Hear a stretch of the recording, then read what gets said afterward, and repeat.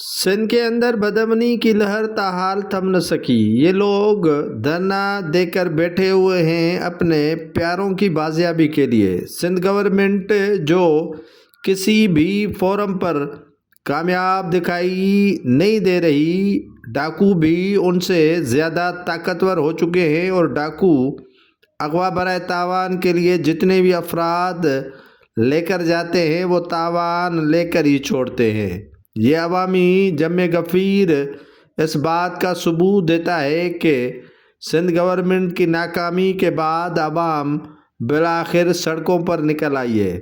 Kashmore, کندکوٹ، Jacob آباد، ٹھل، گوٹکی، خیرپور اور دیگر جو علاقے ہیں وہ قبائلی تصادم، اغوا برائے تاوان کی فیکٹریاں، ڈاکوؤں کے لیے کھلی چھوٹ، بدامنی کی لہر اور کاروبار ٹھپ ہونے کے خلاف احتجاجی دھرنے دیے جا رہے ہیں۔